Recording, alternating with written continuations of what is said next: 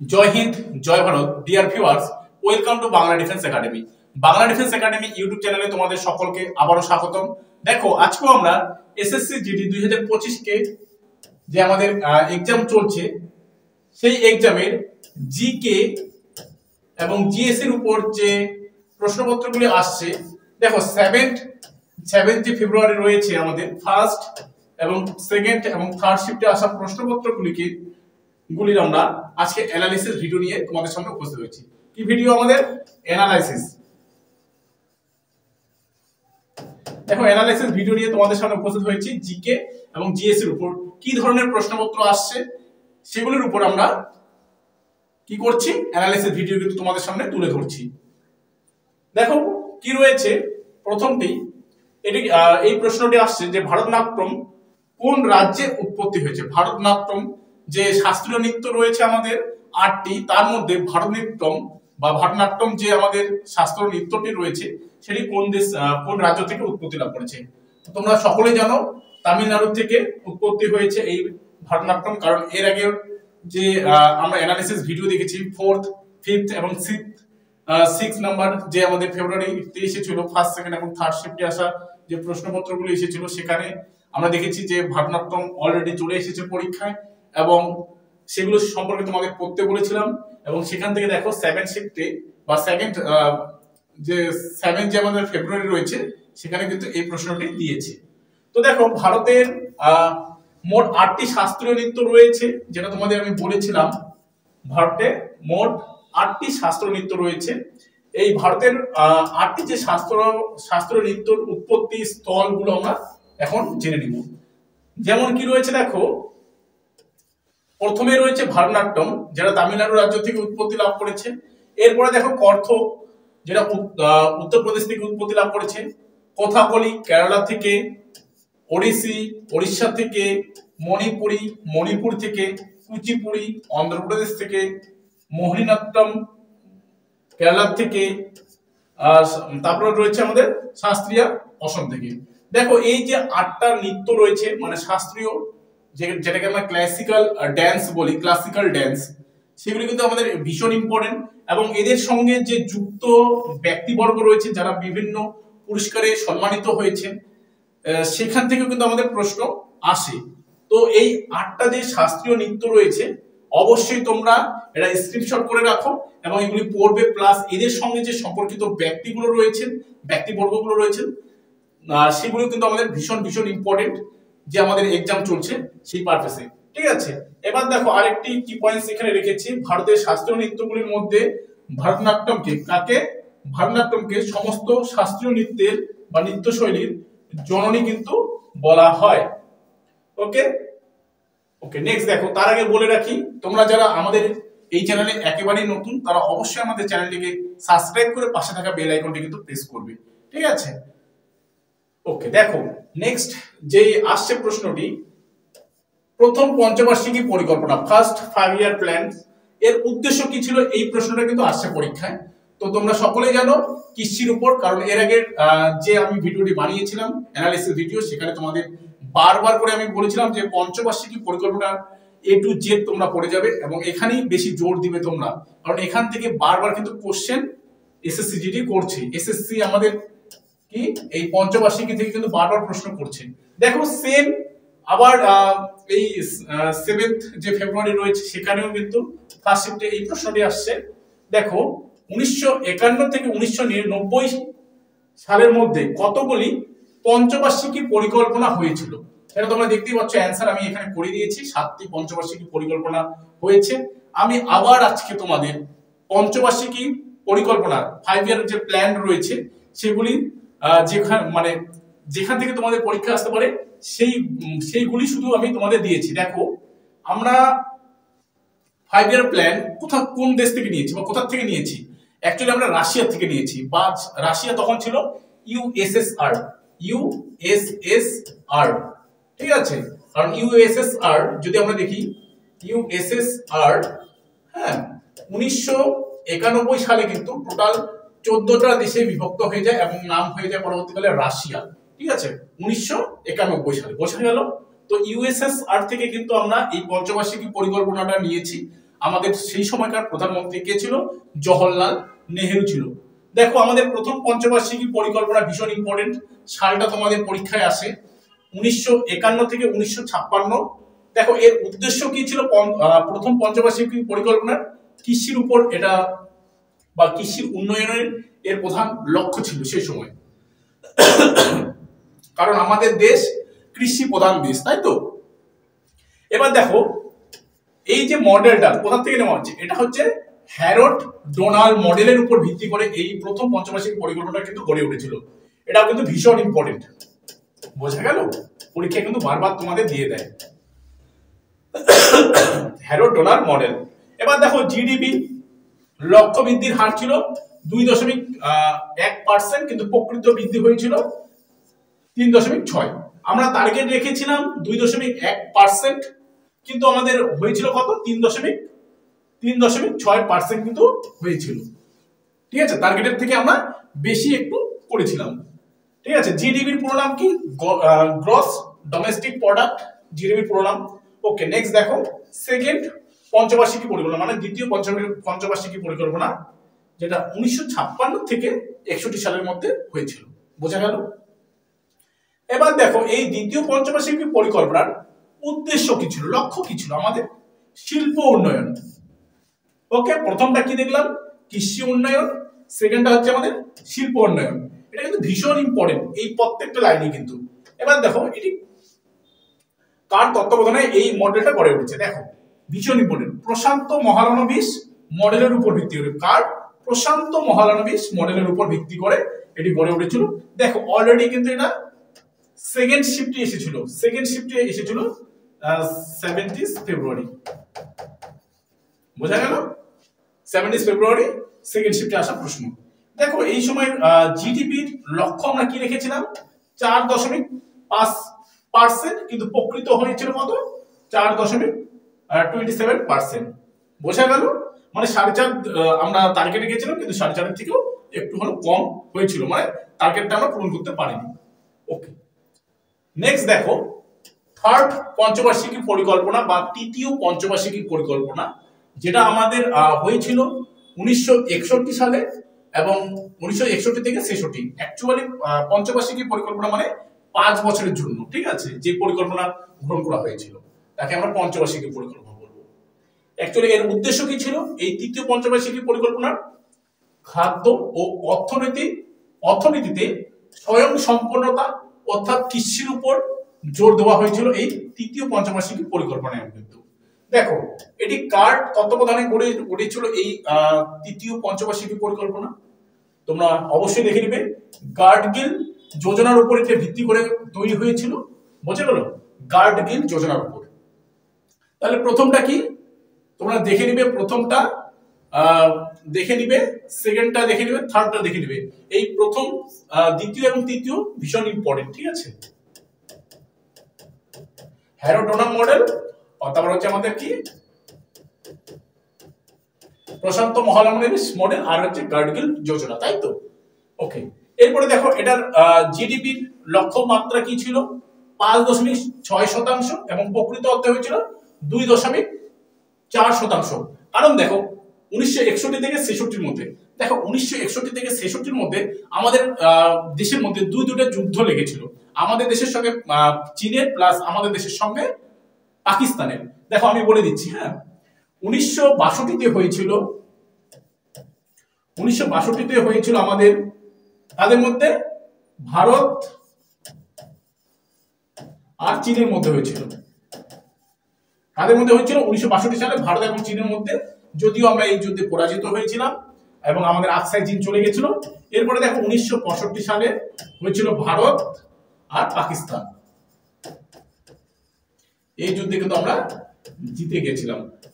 তাহলে আমাদের দুটা যুদ্ধের ফলে আমাদের এই যে আমাদের জিডিপির লক্ষ্যমাত্রা সেটা কিন্তু শেষ পর্যন্ত পৌঁছতে পারেনি। আমরা যেটা লক্ষ্য নিয়েছিলাম সেটা কিন্তু পৌঁছতে পারিনি। আমাদের লক্ষ্য ছিল, আমাদের টার্গেট ছিল 5.6%, কিন্তু প্রকৃত অর্থে আমাদের টার্গেট এসেছিল কত? আমরা জাস্ট করেছিলাম 2.4%, বোঝা গেল? এবার দেখো এই তৃতীয় পঞ্চবার্ষিকী পরিকল্পনার সময় দেখো 1965 সালে ভারতে কিন্তু সবুজ বিপ্লব হয়। কি বিপ্লব হয়? সবুজ বিপ্লব হয়, ভীষণ ইম্পর্টেন্ট। সবুজ বিপ্লব কত সালে হয়েছিল? 1965 সালে। এবার দেখো এই ভারতে সবুজ বিপ্লবের জনক কাকে বলা হয়? এম.এস. স্বামীনাথনকে। এম.এস. স্বামীনাথনকে কিন্তু ভারতের সবুজ বিপ্লবের জনক বলা হয়। এটিও কিন্তু পরীক্ষায় আসে, ভীষণ গুরুত্বপূর্ণ তোমাদের এসএসসি জিডির জন্য, ভীষণ ভীষণ গুরুত্বপূর্ণ কিন্তু এগুলি। দেখো এই 2023 সালে কিন্তু এম.এস. স্বামীনাথন আবার মারা যায়। এটা কারেন্ট অ্যাফেয়ার্স এর মধ্যে তোমাদের পরীক্ষায় কিন্তু আসতে পারে, বুঝা গেল? নেক্সট দেখো চতুর্থ পঞ্চবার্ষিকী পরিকল্পনা, ফোর্থ ফিফথ ইয়ার্স প্ল্যান, যেটা 1969 থেকে 74 সালের মধ্যে হয়েছিল, বোঝা গেল? এবার দেখো এর উদ্দেশ্য কি ছিল? এর উদ্দেশ্য ছিল স্থিতিশীলতা ও স্বনির্ভরতা ও টেকসই বৃদ্ধি। ঠিক আছে, স্থিতিশীলতা, স্বনির্ভরতা এবং টেকসই বৃদ্ধি। আমরা যাবতীয় যে কোনো জিনিস করবো সেটা যাতে টেকসই হয়, ঠিক আছে, সেটা আমাদের লক্ষ্য ছিল। এবার দেখো এই সময় 14টি ব্যাংককে জাতীয়করণ করা হয়, ন্যাশনালাইজেশন করা হয়, যেটা 1969 সালে। এই লাইনটি তোমাদের জন্য ভীষণ ভীষণ গুরুত্বপূর্ণ, এটি পরীক্ষার জন্য ভীষণ গুরুত্বপূর্ণ বলে দিলাম, কিন্তু তোমরা অবশ্যই এটা স্ক্রিনশট করে রাখবে, বুঝতে পারলে? কি বললাম? এই সময় 14টি ব্যাংকে জাতীয়করণ করা হয়েছিল, যেটা হয়েছিল 1969 সালে, পরীক্ষায় বারবার দেয়।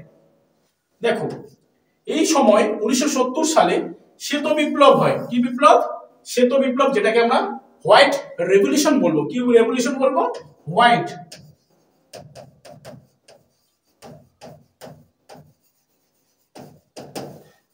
রেভলিউশন বলবো, যা অপারেশন ফ্লাড বা দুগ্ধ নামে পরিচিত। ভীষণ ইম্পর্টেন্ট এই লাইনটি, কিন্তু তোমাদের পরীক্ষার জন্য ভীষণ ইম্পর্টেন্ট, কারণ প্রত্যেকটি লাইনই ইম্পর্টেন্ট।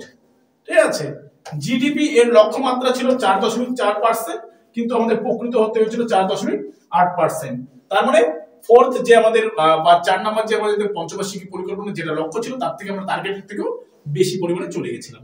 ঠিক আছে, খুব ভালো কথা। চলো এবার 5 নম্বরের বা পঞ্চবার্ষিকী পরিকল্পনা, যেটা 1974 থেকে 78। দেখো আমাদের মানে আমাদের টোটাল যে পঞ্চবার্ষিকী পরিকল্পনা হয় সেটা 5 বছরের জন্য হয়, কিন্তু এটা আমাদের জাস্ট 4 বছর হয়েছিল। কত বছর? 4 ইয়ার হবে, সরি 40 না 4 ইয়ার হবে, বোঝা গেল? 4 বছর এটা হয়েছিল, কারণ সেই সময় আমরা যদি দেখি জনতা নামে একটা পার্টি আছে, সেরা মানে তারা সিংহাসনে বসেছিল, মানে আমাদের কংগ্রেসকে উঠিয়ে দিয়ে তারা রাজত্ব করা শুরু করেছিল। ঠিক আছে, উদ্দেশ্য কি ছিল? এই যে দেখো পঞ্চবার্ষিকী পরিকল্পনায় দরিদ্র দূরীকরণ, পরীক্ষায় আসে যে দরিদ্র দূরীকরণ, বা আমরা দেখতে পারি এখানে ইন্দিরা গান্ধী গরিবি হাটাও স্লোগানটা দিয়েছিল কোথায়? এই পঞ্চবার্ষিকী পরিকল্পনা। এটি কিন্তু ভীষণ ইম্পর্টেন্ট, বোঝা গেল? পঞ্চবার্ষিকী পরিকল্পনার সময় গরিবি হাটাও এই স্লোগানটি দিয়েছিল। অলরেডি এটা পরীক্ষায় আসছে, থার্ড শিফটে এসেছে আমাদের 70 ফেব্রুয়ারিতে, বোঝা গেল? এবার দেখো এর জিডিপির লক্ষ্যমাত্রা কি ছিল? 4.4%, কিন্তু প্রকৃত অর্থে হয়েছিল 4.8%। এটা আমরা বৃদ্ধি করেছিলাম। ঠিক আছে, এবার দেখো 6 পঞ্চবার্ষিকী পরিকল্পনা, যেটা 1980 থেকে 1985। দেখো সালগুলো কিন্তু ভীষণ ভীষণ ইম্পর্টেন্ট। ঠিক আছে, আপকামিং যে তোমাদের এসএসসি জিডি তোমরা যারা দিবে তাদের জন্য ভীষণ গুরুত্বপূর্ণ। উদ্দেশ্য কি ছিল? দেখো অবকাঠামো, কৃষি ও শিল্পের উন্নতি, অর্থনৈতিক উদারীকরণ। ঠিক আছে, অর্থনৈতিক উদারীকরণ, যেটা আমাদের 1991 সালে আমরা দেখব। হ্যাঁ, এলপিজি মডেল দেখব ভারতের মধ্যে। এলপিজি মডেল মানে অর্থনৈতিক উদারীকরণ, শিল্পের জন্য বা ব্যবসা ক্ষেত্রে এলপিজি মডেল আমরা নিয়ে আসব। ঠিক আছে, এবার দেখো জিডিপি এর লক্ষ্য ছিল 5.7%, কিন্তু প্রকৃতপক্ষে হয়েছিল 5.7%, মানে যেটা তার আগে নিয়েছিলাম সেটাই পূরণ হয়েছিল। এবার দেখো 70 পঞ্চবার্ষিকী পরিকল্পনা, যেটা 1985 থেকে 90 এর মধ্যে হয়েছিল, বোঝা গেল? দেখো উদ্দেশ্য কি ছিল? আধুনিকীকরণ এবং কর্মসংস্থান বৃদ্ধি। আর এর জিডিপির লক্ষ্য ছিল কি 5%, কিন্তু হয়েছিল 6.1%, মানে আমরা বৃদ্ধি করেছিলাম। ওকে, তোমরা স্ক্রিনশট নিতে পারো, কারণ এই প্রত্যেকটা লাইনই তোমাদের জন্য খুবই খুবই ইম্পর্টেন্ট, যারা তোমরা এসএসসি জিডি এক্সাম দেবে। ওকে, নেক্সট কোশ্চেন দেখো যেগুলো আসছে পরীক্ষায়। ভারতীয় সংবিধানের বিভিন্ন ধারা, এই বিভিন্ন ধারাগুলো তোমাদের কিন্তু পড়তে হবে। এর আগে আমি বলেছিলাম বিভিন্ন ধারা, যে যেমন এখানে 40 নং ধারা অলরেডি এসেছে তোমাদের পরীক্ষায়, সেটা 40 নং ধারার মধ্যে কি রয়েছে, গ্রাম পঞ্চায়েত রয়েছে।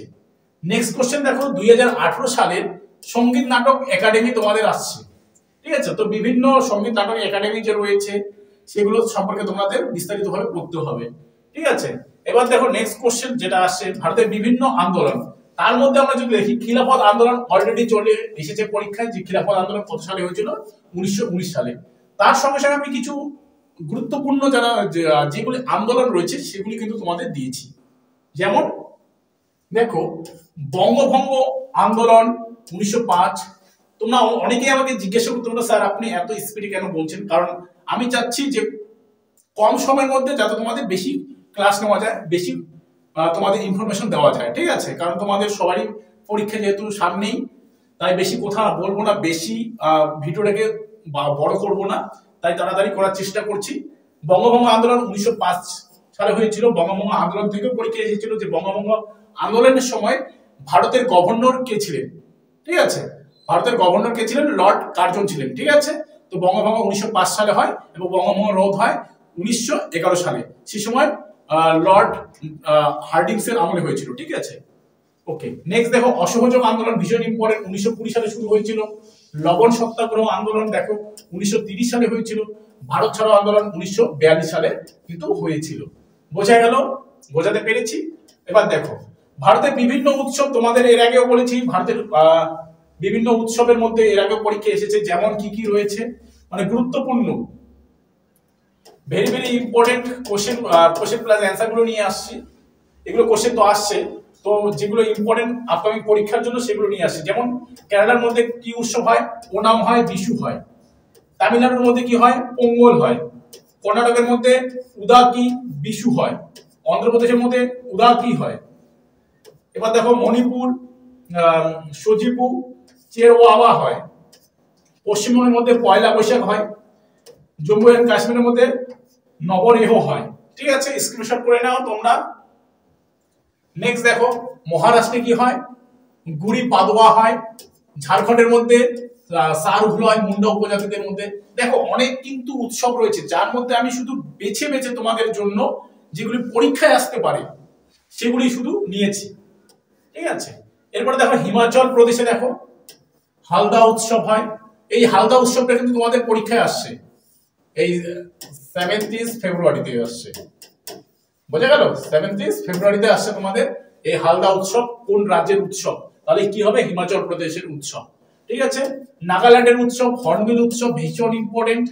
মেঘালয়ের উৎসব হচ্ছে ওয়ান গালা। রাজস্থানের উৎসব হচ্ছে নবরাত্রি, পরীক্ষায় বারবার দেয়। গুজরাটের উৎসব হচ্ছে বিষ্টু বর্ষ। উত্তরাখণ্ডের উৎসব কি, বিশুভ সংক্রান্তি। পাঞ্জাবের উৎসব বৈশাখী। আসামের উৎসব রঙ্গলি বিহু। 18 নম্বর দেখো উত্তরপ্রদেশের উৎসব হচ্ছে আমাদের রামনবমী। বোঝা গেল? এরপরে দেখো তোমাদের যেটা জিজ্ঞাসা করেছে এসএসসিজিডি ইউপিএসসির বর্তমান চেয়ারম্যান। তো বিভিন্ন ধরনের যে আমাদের চেয়ারম্যান, যেমন এসএসসি থাকতে পারে, এসএসসি, পিএসসি, এছাড়া বিভিন্ন যে আমাদের দপ্তরগুলো রয়েছে সেখানকার চেয়ারম্যানকে, বর্তমান চেয়ারম্যান, প্রথম চেয়ারম্যান কে ছিলেন, কত সালে এটি স্থাপিত হয়েছিল, এই সম্পর্কে কিন্তু প্রশ্ন আসে। এরপরে দেখো যেটা সব থেকে গুরুত্বপূর্ণ 2011 সালের জনগণনা, এখান থেকে কিন্তু আবারও প্রশ্ন আসছে। মানে আমরা যদি দেখি 7ই ফেব্রুয়ারির মধ্যে 3টে শিফটের মধ্যে 2টা শিফটের মধ্যে কিন্তু 2011 সালের জনগণনা এসেছে পরীক্ষায়, ঠিক আছে। এবার দেখো এশিয়ান গেমস, তোমরা জানো যে এর আগেও এসেছে, তো এশিয়ান গেমস সম্পর্কে তোমরা A to Z কিন্তু পড়ে নিবে পরীক্ষার আগে। এবার দেখো আবার আসছে বাদ্যযন্ত্রের সাথে যুক্ত বিভিন্ন ব্যক্তি, পরীক্ষা আসছে। সেভেন সিস্টার এবার পরীক্ষা আসছে 7th ফেব্রুয়ারি। 7 সিস্টার সম্পর্কে কিন্তু পরীক্ষা আসছে। দেখো আমরা জানি যে পশ্চিমবঙ্গ রাজ্যের পূর্বে যে 7টা রাজ্য রয়েছে, সেই 7টা রাজ্যকে একসঙ্গে 7th সিস্টার কিন্তু বলা হয়। এই 7 সিস্টারের মধ্যে জিজ্ঞাসা করেছে যে 7 সিস্টারের মধ্যে কোন রাজ্যে সবথেকে বেশি জনসংখ্যা রয়েছে, তো এটা হয়ে যাবে আসাম। এটা কিন্তু পরীক্ষায় আসে যে 7 সিস্টারের মধ্যে কোন রাজ্যের মধ্যে সবথেকে বেশি জনসংখ্যা। তো আসামের মধ্যে সবথেকে বেশি জনসংখ্যা, এটা কিন্তু পরীক্ষায় আসে 7 ফেব্রুয়ারি। বোঝা গেল? এবার দেখো নেক্সট, এশিয়ান গেমস 2014 সাল জিজ্ঞাসা করেছে, এটা 2023 সাল জিজ্ঞাসা করেছে। বলতে ভুলে গেছি, এটা 23 সাল জিজ্ঞাসা করেছে, এটা 2014 সাল। কারণ দেখো 7 ফেব্রুয়ারির মধ্যে দুটো কোশ্চেন তোমরা পেয়ে গেলে, এটা মনে হয় ফার্স্ট শিফটের প্রশ্ন, বা এটা ফার্স্ট শিফটের প্রশ্ন, এটা সেকেন্ড শিফট কিংবা থার্ড শিফটের মধ্যে আসছে। বুঝতে পেরেছো? এরপর দেখো ধ্রুপদী নৃত্য, যেটাকে আমরা ক্লাসিক্যাল ড্যান্স বললাম, ভারতনাট্যম। ঠিক আছে, এই যে ভারতনাট্যম, কথাকলি, কুচিপুড়ি, এটা দেখো আবার আসছে। মানে বারবার ওই জায়গাগুলো থেকে কিন্তু পরীক্ষায় দিচ্ছে, তোমরা কিন্তু ধরতে পারছো না, তো ভালো করে দেখে যাবে। ভারতের বিভিন্ন পর্ণমোচী উদ্ভিদের নাম চেয়েছে, বা পর্ণমোচী উদ্ভিদ সম্পর্কে এসেছে পরীক্ষায়। ভারতের সংবিধানের ধারা, আমি প্রথম দিনও বলেছিলাম ধারাগুলো তোমরা পড়ে নিবে, ধারাগুলো থেকে পরীক্ষায় আসছে। এবার দেখো খেলার থেকেও 2023 সালের খেলার থেকেও কিন্তু আসছে। তো তোমাদের আমি প্রথম যে অ্যানালাইসিস ভিডিওটা ছিল আমার 6 ফেব্রুয়ারি, সেখানেও কিন্তু আমি 4, 5, 6 এই 3 দিনকার যে এক্সাম হয়েছে, ফার্স্ট, সেকেন্ড এবং থার্ড শিফটের এক্সাম, সেখানে কিন্তু আমি সবগুলো সম্পর্কে কিন্তু বলেছিলাম। ঠিক আছে, তোমরা একটু দেখে নিবে সেই ভিডিওটা। এবার বর্তমানে কে কোন পদে রয়েছে, যেমন হচ্ছে শিক্ষামন্ত্রী, রেলমন্ত্রী, সংস্কৃতি মন্ত্রণালয়, বর্তমান কে, এটা কিন্তু পরীক্ষায় এসেছে। এটা 7 ফেব্রুয়ারি সংস্কৃতি মন্ত্রণালয় কিন্তু পরীক্ষা আসছে। ঠিক আছে, এর আগে আমরা দেখছিলাম যে শিক্ষামন্ত্রী কে বর্তমানে, মানে 4 ফেব্রুয়ারি কিংবা 5 ফেব্রুয়ারির কোশ্চেন ছিল। তো তোমরা এই ধরনের প্রশ্নগুলো, বা এই ধরনের যে আমাদের যারা যারা হচ্ছে আমাদের রেলমন্ত্রী, শিক্ষামন্ত্রী, ঠিক আছে, বিভিন্ন ধরনের মন্ত্রীগুলো রয়েছে, সেগুলো তোমরা একটু হলেও দেখে যাবে। বুঝতে পেরেছো? এবার দেখো বিভিন্ন রাজ্যের উৎসবগুলো তো বললামই কিছুক্ষণ আগে, এটা পরীক্ষায় আবার আসছে। ক্রিপস মিশন, দেখো ক্রিপস মিশন কত সালে, মনে হচ্ছে 1942 সালে, তাই তো? ক্রিপস মিশন 1942 সালে। তো ক্রিপস মিশন যখন ভারতে আসেন, তখন ভারতের ভাইসরয় কে ছিলেন? অ্যান্সার হবে আমাদের, এটা পরীক্ষায় আসছে, লর্ড লিথগো। ক্রিপস মিশন যখন ভারতে আসেন, তখন ভারতের ভাইসরয় কে ছিলেন? এটা পরীক্ষায় আসছে, লিথগো। ওকে, নেক্সট দেখো ওহমের সূত্র আসছে ফিজিক্স থেকে। এরপরে দেখো ভারতের বিভিন্ন পরিকল্পনা কমিশন, ভারতের প্রথম পরিকল্পনা কমিশন, তাই তো 1951 সালে হয়েছিল। আর এই কমিশনের বর্তমান যদি আমরা নাম দেখি, নীতি আয়োগ, NITI, নীতি আয়োগ, AYOUG, তাই তো? নীতি আয়োগ, যেটা 2015 সালে মনে হয় স্থাপিত হয়েছিল, আর এর চেয়ারম্যান নরেন্দ্র মোদী। ঠিক আছে, তো এই ধরনের যে পরিকল্পনা কমিশন গুলো, সেগুলো তোমরা দেখে যাবে পরীক্ষা হলে, মানে পরীক্ষা যাওয়ার আগে তোমরা এসব দেখে যাবে। ভারতের নৃত্যের সঙ্গে সম্পর্কিত ব্যক্তি, যেটা বললাম, বাংলা বিভাজন, যেটা কিছুক্ষণ আগে বললাম 1905, এটা পরীক্ষায় এসেছিল। বাংলা বিভাজনের সময় ভারতের গভর্নর জেনারেল কে ছিলেন? ঠিক আছে, লর্ড কার্জন ছিল। এরপরে দেখো 75তম দিবসের থিম কি ছিল? আমাদের ভারতের বর্ষের 75তম দিবসের থিম কি ছিল? দেখো কি থিম ছিল, নেশন ফার্স্ট, অলওয়েজ ফার্স্ট। এটা 2023 সাল ছিল আমাদের 75তম স্বাধীনতা দিবস, তাই তো? এবার 24-এ দেখো কি ছিল, 24 বিকশিত ভারত, ভীষণ ইম্পর্টেন্ট, আপকামিং যারা তোমরা পরীক্ষা দিবে, বিকশিত ভারত।